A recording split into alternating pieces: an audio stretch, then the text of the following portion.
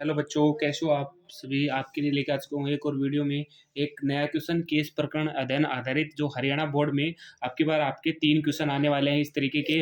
और हम आपके लिए जितने भी क्वेश्चन लेके आ रहे हैं वो आपको ज़रूर करने हैं आपके एग्जाम के व्यू के पॉइंट ऑफ से। आपके एग्जाम में यहाँ से ये 3 क्वेश्चन हमने जितनी वीडियो बनाई है ये एक ही क्वेश्चन की बनाई है, तो आप इनको भी देख सकते हो और एक पूरी वीडियो भी आपको मिलेगी। ठीक है, तो वो भी आपको ज़रूर देख लेनी है ताकि आपके एग्जाम में आप अच्छे से स्कोर कर सकें। तो क्वेश्चन देख लेते हैं हमारा क्या रहेगा। ये पृष्ठीय क्षेत्रफल से रहेगा और आयतन से रहेगा। ठीक है, तो ये आपके 13 के चैप्टर से रहेगा, जो अब 12 का चैप्टर है आपका प्रेजेंट में न्यू एनसीईआरटी बेस्ड। ठीक है, तो क्वेश्चन क्या है। एक स्कूल के गणित के शिक्षक अपने 10वीं कक्षा के छात्रों को ताजमहल दिखाने ले गए। ताजमहल दिखाने ले गए, तो ताजमहल बता देता हूँ पहले कहाँ पे रहेगा। ये आगरा में। आगरा कहाँ है? यूपी में रहेगा। ठीक है, जो एक भारत का क्या है, एक राज्य है। कौन सा? यूपी। जो यूपी की जो कैपिटल क्या रहेगी, राजधानी लखनऊ रहेगी। ठीक है, तो क्वेश्चन देख लेते हैं हमारा। यह उनकी एक शैक्षणिक यात्रा का एक हिस्सा है, मतलब शिक्षा का एक क्या है, एक वो हिस्सा है। शिक्षक ने कहा इस स्मारक में 4 स्तंभ है। देखो कितने स्तंभ है, 4 स्तंभ बताए उन्होंने। शिक्षक ने कौन कौन से 4 स्तंभ, आपको ताजमहल दिख रहा होगा यहाँ पे डायग्राम। ठीक है, इस तरीके के अब की बार 3 क्वेश्चन आपको मिलेंगे। ठीक है, वो 12 नंबर की क्वेश्चन रहेंगे। तो क्या दे रखा है, 4 स्तंभ। देखो इसमें कौन कौन से हैं। देखो एक ये आपके पास, ये एक और एक ये और एक ये 4 स्तंभ है। ठीक है, जो आपको नीचे से तो क्या दिख रहे हैं, बेलन की तरह दिख रहे हैं, और ऊपर से क्या दिख रहे हैं, ये एक गोले की तरह दिख रहे हैं। ठीक है, तो उन्होंने यही बोला कि जो आकार है ना वो बेलनाकार है और बीच में एक बड़ा गुंबद है और पीछे की तरफ 2 गुंबद है। ठीक है, तो बीच में आपको दिख रहे होंगे और पीछे ये 2 दिख रहे होंगे आपको। ठीक है, देखो बीच में एक बड़ा गुंबद है ये, और पीछे 2 हैं और आगे 2 हैं। ठीक है, तो क्या बोला था भाई, इनको पढ़कर आपको आंसर देना है। तो क्या दे रखा है, पहला 7 मीटर व्यास वाले 2 छोटे गुंबदों को ढकने के लिए कितने कपड़े की आवश्यकता होगी। तो 7 मीटर व्यास, तो इनका व्यास कितना है, 7 मीटर है। भाई क्या बोला है, व्यास है वो कितना है, 7 मीटर है। तो सबसे पहले मुझे ये बताओ इसमें कौन सा फॉर्मूला लगेगा आपका, कि है हमारे पास कि भाई ये दे रखा है 2 गुंबद है, इनको ढकने के लिए कितना कपड़े की आवश्यकता होगी। तो 2 को बता रखी है। ठीक है, किसको बता रखी है, 2 को। एक से एक का निकालो और 2 से गुणा कर दो कि दोनों की आ जाएगी वो। ठीक है, तो क्या करेंगे, सबसे पहले हम आपको रेडियस बताओ इनकी। हमारी रेडियस क्या हो जाएगी, पहले पार्ट में हमारी जो गुंबद की रेडियस है वो कितनी हो जाएगी, की त्रिज्या है वो कितनी हो जाएगी। भाई त्रिज्या तो होगी उनकी। ठीक है, अब देखो त्रिज्या कितनी होगी, अभी नहीं है। अब व्यास दे रखा है गुंबद का, वो कितना है, वो दे रखा है 7 मीटर। तो त्रिज्या कितनी हो जाएगी, 7/2 हो जाएगी। भाई त्रिज्या क्या होती है, व्यास का आधा होती है ना। भाई त्रिज्या क्या होती है, लिख लेता हूँ यहाँ पे फॉर्मूला। ये होती है व्यास का आधा। ठीक है, व्यास का आधा। तो व्यास कितना, 7, तो 7/2 क्या आ जाएगी, इसकी त्रिज्या हो जाएगी किसी गुंबद की। अब देखो क्या लगना आपको इसका, हमें देखो एरिया निकालना पड़ेगा भाई ढकने के लिए। उसमें ये थोड़ी कुछ हम डाल रहे हैं, मतलब ढकने के लिए बोला है, तो ढकने के लिए क्या आएगा, हम लिख देंगे भाई 2 गुंबदों, क्या लिखे, दोनों का निकालते हैं, 2 छोटे छोटे गुंबदों को ढकने के लिए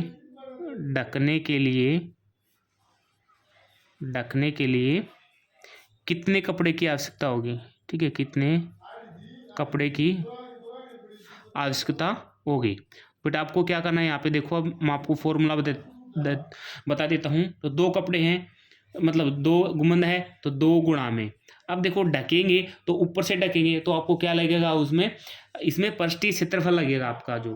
तो ये क्या होता है, देखो गोले का क्या होता है, 4 पाई आर स्क्वायर होता है। तो ये आधे आधे हैं, यहाँ पे देखो ये इस तरीके से आधे हैं, तो आधे का क्या होता है 2 पाई आर स्क्वायर। जो अर्धगोले का पृष्ठीय क्षेत्रफल क्या होते हैं, 2 पाई आर स्क्वायर होता है, और पूरे का 4 पाई आर स्क्वायर होता है। ठीक है, तो लगा दो इसमें 2 गुणा में पाई, 2 गुणा में 2 ये क्या आ जाएगा, पाई की वैल्यू 22/7।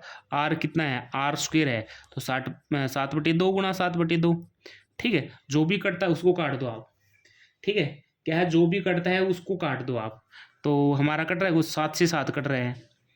ठीक है, 2 से 2 कट रहा है, 2 से 2 कट रहा है।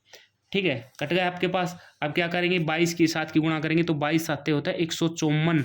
अब मीटर है तो मीटर स्क्वायर आपके पास क्या हो जाएगा, इतने कपड़े की क्या पड़ेगी आपको आवश्यकता पड़ेगी। ठीक है, इतने कपड़े की आवश्यकता पड़ेगी, ये आपके पास आंसर हो जाएगा पहले का। ठीक है, दूसरा देख लेते हैं। दूसरा पार्ट क्या दे रखा है बेटा, आसान आसान क्वेश्चन है, इनको समझ के आपको जरूर करना है। दूसरा ये दे रखा है, यदि प्रत्येक स्तंभ की ऊंचाई 15 मीटर है, मतलब ये स्तंभ दे रखे हैं आपको, देखो यहाँ पे ये इसकी ऊंचाई है ना, ये कितनी दे रखी है, 15 मीटर दे रखी है, प्रत्येक की दे रखी है। आगे पीछे चार हैं, चारों की, एक की 15, दूसरे की 15, फिर तीसरे की, चौथे की 15। उसकी त्रिज्या दे रखी है 7। तो सभी चार स्तंभों का पार्श्व पृष्ठीय क्षेत्रफल आपको बताना है। तो पार्श्व पृष्ठीय क्षेत्रफल क्या होगा इसका भाई, जो दे रखा है इसका, ये क्या हो जाएगा, 2πr हो जाएगा इसका। ठीक है, पार्श्व पृष्ठीय क्षेत्रफल कितना हो जाएगा, 2πr, एक स्तंभ का होगा तो 4 का 4 से गुणा कर देंगे हम। ठीक है, तो हम निकाल लेते हैं, क्या दे रखा है कि भाई हमारे पास इसकी स्तंभों की त्रिज्या कितनी है, स्तंभों की त्रिज्या कितनी है, कि त्रिज्या कितनी दे रखी है, ये दे रखी है बेटा आपके पास से 7 मीटर। ठीक है, और ऊंचाई कितनी दे रखी है, स्तंभों की ऊंचाई दे रखी है ये 15 मीटर। ठीक है, तो क्या कर देंगे हम, पहले एक का निकालेंगे, एक स्तंभ का पार्श्व पृष्ठीय क्षेत्रफल। ठीक है, पार्श्व पृष्ठीय क्षेत्रफल वो क्या हो जाएगा बेटा आपके पास 2πr। अच्छा, अब देखो ये किस तरीके से है, ये बेलन की फॉर्म में है। ठीक है, तो बेलन का पार्श्व पृष्ठीय क्षेत्रफल क्या होता है, 2πr होता है। ठीक है, जिसमें क्या होती है, बेलन इस तरीके से होता है आपके पास, इस तरीके से। ठीक है, सो आपको दिख रहा होगा यहाँ से, इस तरीके से होता है बेलन। ठीक है, तो उसमें क्या होती है, हाइट होती है आपके पास। ठीक है, और देन क्या होती है, रेडियस होती है, त्रिज्या होती है आपके पास, दो चीज होती है। ठीक है, तो इसमें देखो हमारे पास क्या है, त्रिज्या दे रखी है और क्या दे रखी है, ऊंचाई दे रखी है। तो लगा देंगे फॉर्मूला, हमारे पास क्या है, 2 गुणा में इसको करेंगे, 2 गुणा में पाई की वैल्यू 22/7। देखो पाई की वैल्यू आपको जब तक ना कहा जाए तो पाई की वैल्यू आपको 22/7 यूज करनी है, अदरवाइज आपको हिंट में मिल जाएगी कि भाई आप पाई इक्वल क्या करना है, √3.14। पाई की 2 वैल्यू होती हैं, हिंट में मिलेगा संकेत में कि ये यूज करना है, अदरवाइज आपको 22/7 यूज करना है। इंटू में आर कितना है आपके पास, 7 है, और एच कितना है, 15 है। काट दो, 7 से 7 कट जाएगा, तो 2 की और 22 की गुणा करेंगे तो 44, 44 गुणा में कितना हो जाएगा, 15। अब मल्टीप्लाई करेंगे, 44 की 10 से करेंगे तो 440, और 44 पंजे कितना होता है, ये हो जाएगा, मल्टीप्लाई कर लेना। देखो यहाँ पे करके आपको दिखा देता हूँ मैं, 44 गुणा में 15 करेंगे, 15 चौके 60, 0 6 15 चौके 60 और 6 66, तो 660 मीटर स्क्वायर आ जाएगा, किसका, एक स्तंभ का। और कितने का पूछ रखा है, 4 स्तंभ का। तो 4 स्तंभों का पार्श्व पृष्ठीय क्षेत्रफल, पार्श्व पृष्ठीय क्षेत्रफल। ठीक है, वो कितना आ जाएगा आपके पास 4 गुणा में 660 मीटर। तो करेंगे गुणा, 0 6 चौके 24, 6 26, 24 2 26 मीटर स्क्वायर। ये 4 का आ गया बेटा आपके पास। ठीक है, ये कितने का आ गया, 4 का। अब देख लेते हैं इसका थर्ड पॉइंट। थर्ड पॉइंट क्या दे रखा है, ये दे रखा है, यदि इसकी त्रिज्या 7 मीटर है तो केंद्र पर अर्धगोलाकार गुंबद का आयतन बताइए। अब देखो ये क्या दे रखा है भाई, इसकी त्रिज्या कितनी दे दी, जो गुंबद है इस तरीके से, सॉरी केंद्र में बीच में ये है, सॉरी बीच वाले पे आ जाओ। अब बीच वाले का देखो, ये बोला है इसकी रेडियस है ना, वो कितनी है, 7 मीटर है। ठीक है, तो इसका आयतन बताना है भाई, इसमें कितना मटेरियल यूज हुआ है, सीधा डायरेक्ट बोला जाए तो ये। तो कैसे निकालेंगे हम, गुंबद, केंद्र के गुंबद की त्रिज्या लिख देंगे, केंद्र की गुंबद की त्रिज्या, वो कितनी हो जाएगी, 7 मीटर है, दे रखी है। ठीक है, अब इसका आयतन क्या आ जाएगा, आयतन केंद्र में क्या लगा हुआ है, अर्धगोलाकार, क्या है, अर्धगोलाकार गुंबद का आयतन। अब देखो अर्धगोलाकार गुंबद का आयतन क्या होता है, तो पहले का तो मैं आपको पूरे का बता देता हूँ। पूरे का क्या होता है, 4/3πr³ होता है। तो अर्ध का क्या हो जाएगा, उसका आधा हो जाएगा, 2/3πr³ हो जाएगा। ठीक है, अब वैल्यू हमारे पास है, आर ही तो है, आर रख देंगे इसमें। तो 2/3 गुणा में पाई की वैल्यू 22/7, ठीक है। देन आर की वैल्यू कितनी है 7, 7 को 3 बार लिखना है आपको। 3 बार क्यों, को आर क्यूब है तो आर क्यूब को हम तो आर को भी 3 बार लिखेंगे, तो 7 से 7 कट गया आपके पास, और कुछ यहाँ पे नहीं कट रहा है। तो नहीं कट रहा है तो क्या आ जाएगा, मल्टीप्लाई कर लो अभी इनकी, ठीक है। नीचे तो 3 बच गया, यहाँ पे 3 बच गया नीचे। तो अब 2 की और 22 की करेंगे 44 से, 44 गुणा में 7 और 7 की करेंगे कितना आ जाएगा 49, ठीक है, ये आ जाएगा। अब क्या करना आपको, देखो यहाँ पे 49 की और 44 की गुणा कर लो, 49 की और 44 की गुणा करेंगे हम, 4 में 36, 3 4 में 36 और 3 39, ठीक है। फिर यहीं आ जाएगा सेम, तो 6 15 12 एक 13 और एक 3 एक 4, तो क्या आ जाएगा आपके पास, ये आ गया। अब इसको 3 से भाग कर दो, अब 3 से भाग करेंगे क्या आ जाएगा भाई, यहीं आएगा ना। एक बार फिर से देख लेते हैं हम, 4 में 36, क्या होगा आपके पास 3 कैरी 36 3 39, ठीक है। ओ सॉरी, इसमें गड़बड़ कर दी हमने मल्टीप्लाई में, यहाँ पे क्या आ जाएगा, इसके बाद में 4 चौके 16, ठीक है, और 4 चौके 16 रह के आपके पास क्या आ जाएगा 17, ठीक है। तो 6 6 9 15, ठीक है, कैरी 10 11, ये 21, ये आ जाएगी बेटा, ठीक है। क्या आ जाएगी 21 56 बटे में 3।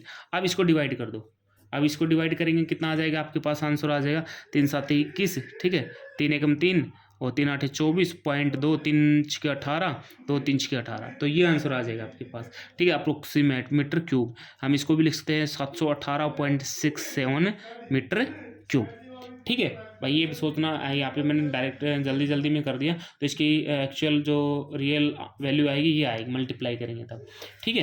तो आपको भी ध्यान रखना, आपके एग्जाम में इस तरीके से आपसे गलती हो सकती है जल्दी जल्दी में, तो आपको 2 बार भी चेक कर लेना है। देन आपको क्या करना है, अथवा जो अथवा का पार्ट है वो देख लेना है। अथवा में दे रखा है 1 मीटर स्क्वायर पेंटिंग की लागत 210 रुपये है।